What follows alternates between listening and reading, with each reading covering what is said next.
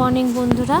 এখন সকাল 8:30 বাজে। আজকে সকাল সকাল একটু কাজ শেষ করতে হবে, কারণ আজকে আমি ফ্রিজ পরিষ্কার করব। ফ্রিজে কিছু নোংরা জিনিসপত্র আছে যেগুলো বার করে দেব, আর নতুন করে যা যা শেষ হয়েছে ওগুলো আনা হয়েছে। তো আমি ভেবেছিলাম এটা ডিম না এটা পেঁয়াজ। তো আজকে আনা হয়েছে আপনার মাছ, মানে এটা কাতলা মাছ আর সাথে মাংস। তো বন্ধুরা, মনটা খুবই খারাপ, বারবার করে মায়ের কথা মনে পড়ে। তো চেষ্টা করছি মা ছাড়া বাঁচবার।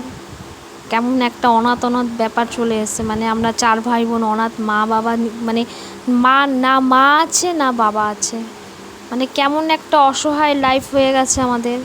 মানে নিজের মন শক্ত করে চলার চেষ্টা করছি, কিন্তু কোনো একটা জায়গায় মানে সবই আছে, সবই হচ্ছে, খাওয়া দাওয়া সব হচ্ছে, কিন্তু কোনো একটা জায়গায় মানে একদমই ফাঁকা ফাঁকা লাগছে যে মা নেই।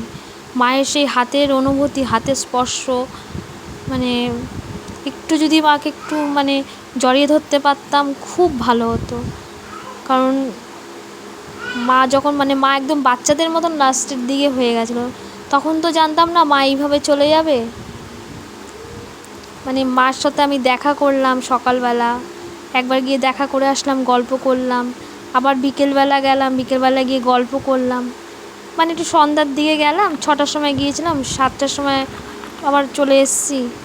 মাকে বললাম মা কালকে সকালবেলা আসবো। মা আবার আমাকে বললো কালকে সকালবেলা টিফিনে আমাকে বিউলির ডাল করে দিবি আর ভেন্ডি ভাজা। আনলাম হ্যাঁ মা, কিন্তু মা যে এইভাবে হট করে চলে যাবে, মানে শরীর আমার এত খারাপ হয়ে গেছিলো, আমি যে কীভাবে নিজেকে শক্ত করে রাখছি শুধু আমি জানি।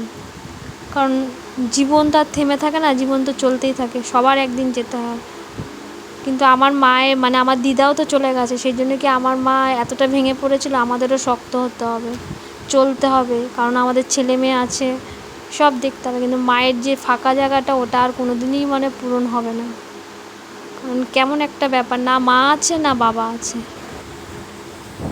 যাই হোক বন্ধুরা, আপনাদের সাথে কথা বলতে বলতে আমার এদিকে অর্ধেক কাজ হয়ে গেছে। তো আজকে বেশি কিছু রান্না করলাম না, মাছের ঝোল, পাতলা মাছের ঝোল আর পুঁই শাকের তরকারি করেছি, তো এই দিয়ে খাওয়া হবে।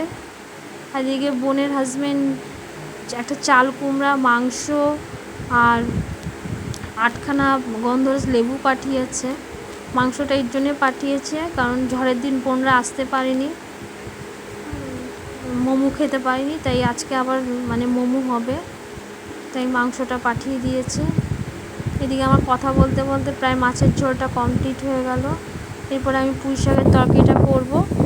যেহেতু আজকে বৃহস্পতিবার, ঠাকুরের সমস্ত জামা কাপড়গুলো আমি ধুয়ে দিয়েছি। তো বন্ধুরা, ভালো লাগলে লাইক শেয়ার কমেন্টস করবেন। টাটা।